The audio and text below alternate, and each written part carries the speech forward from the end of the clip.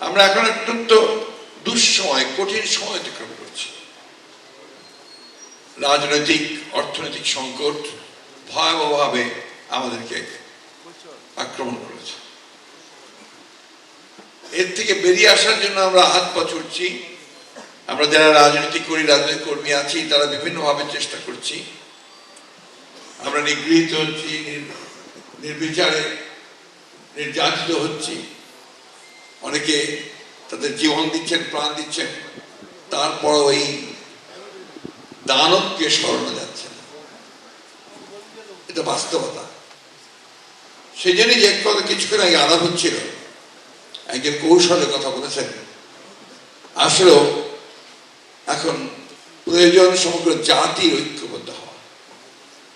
সব নাগরিক যারা দেশকে ভালোবাসেন, সব রাজনৈতিক দল যারা দেশে গণতান্ত্রিক একটা ব্যবস্থা তৈরি করতে চান, তাদের এখন সবাইকে এক হয়ে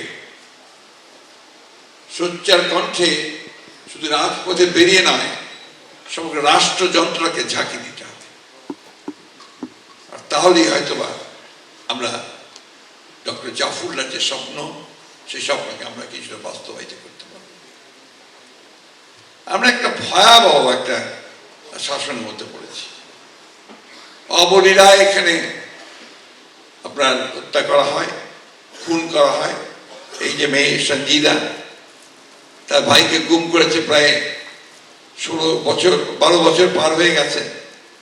তার ভাইরা প্রায় 7-8 জন ভাই, আমাদের সেই ছোট্ট মেয়েটার বাবা, এরা আজকে এখন পর্যন্ত প্রায় 12-13 বছর হয়ে গেল ফিরে আসে না। অবলীলায় তারা বলে যে ওরা তো পালিয়ে গেছে, লুকিয়ে আছে। যখন এই মেয়ে সঞ্জিদা যখন এই কথা শোনে, তখন তার মনের অবস্থা, রাষ্ট্রের উপরে তার যে আস্থা, সে কোথায় গিয়ে দাঁড়ায়। শুধু বক্তব্যের সুযোগ খুব কম।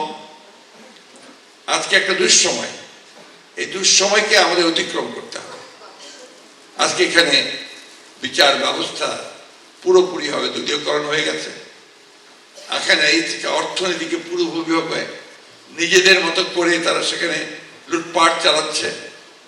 আজকে রাজনৈতিক ব্যবস্থাকে ধ্বংস করা হয়েছে, নির্বাচন ব্যবস্থাকে একেবারে উপড়ে ফেলা হয়েছে।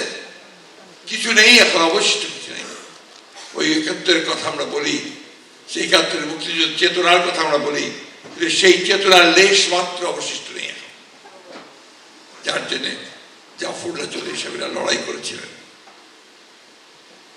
সেই মুক্তিযুদ্ধের চেতনাকে যে আবার ফিরিয়ে আনতে হয়। বাংলাদেশকে যদি সত্যিকার অর্থেই একটা গণতান্ত্রিক রাষ্ট্রে আমরা পরিণত করতে পারি, তাহলে আমাদেরকে এখন অবশ্যই সবাইকে নতুন করে চিন্তা করে, নতুনভাবে আবার বলিয়ান হয়ে, জাফরুল্লাহ ভাইয়ের অনুপ্রেরণায় বলিয়ান হয়ে আমাদেরকে বেরিয়ে আসতে হবে।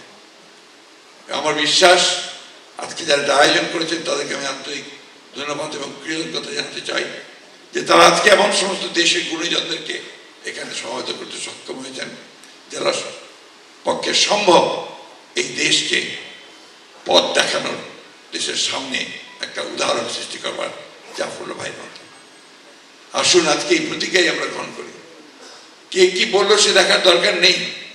আমরা আমাদের মধ্যে যে আর্জ আছে, যে আকাঙ্ক্ষা আছে, আমরা যারা 71 সালে যুদ্ধ করেছি, আমরা একটা গণতান্ত্রিক বাংলাদেশ দেখতে চেয়েছি। এরপরে আমাদের যারা প্রাণ দিয়েছেন এই গণতান্ত্রিক রাষ্ট্রটির জন্য, যারা গুম হয়েছেন, তাদের সকলকে সেই সম্মানটুকু দেওয়ার জন্য আমাদের আজকে একটাই মাত্র দায়িত্ব যে আসুন আমরা সবাই ঐক্যবদ্ধ হয়ে আজকে এই ভয়াবহ দুঃশাসন যে আমাদের সমস্ত ভালো অর্জনগুলোকে কেড়ে নিয়েছে, আমাদেরকে পঙ্গু করে ফেলছে প্রতি মুহূর্তে, আমাদেরকে পুরোপুরি একটা দাসানুদাসে পরিণত করছে, সেইখান থেকে বেরিয়ে আসতে হলে আমাদেরকে ঐক্যবদ্ধ যাবে, এর কোনো বিকল্প নেই।